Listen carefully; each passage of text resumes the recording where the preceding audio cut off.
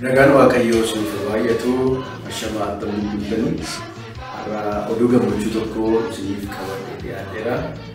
Akkuma argaa jirtan sooshaal miidiyaa irratti karaa garaa garaatiin waldaan macaafa qulqulluu Oromoo hundeeffamee waggaa 5ffaa irra jira. Waggaa 5 keessatti hojiiwwan saba keenyaaf ta'u, hojiiwwan waldaa kiristiyaanaaf ta'u, hojiiwwan dhalootaaf ta'u baay'ee akka nuti tajaajila baay'ee keessatti dhuga baatatu.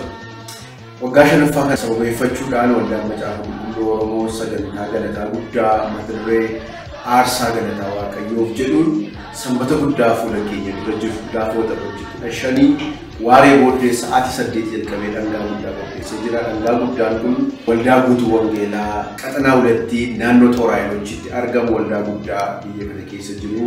Achitti sagantaa guddaan hin geggeeffama. Kanaaf namoonni fagoo jirtan, namoonni dhiyoo jirtan Oromiyaa guutuu keessaa biyya ambaatii bakka jirtan hundumaatii argamtanii sagantaa kana akka hirmaattan jaalala Waaqayyoo kabajaan isin afeerra. Sagantaa kana irratti argamaa hirmaadhaa, eebba Waaqayyoo keessaa hirmaadhaa. Waaqeffannaa bal'aa wajjin waaqeffannaa sagalee Waaqayyoo hin barannaa. Seenaa kaafne dubbanna.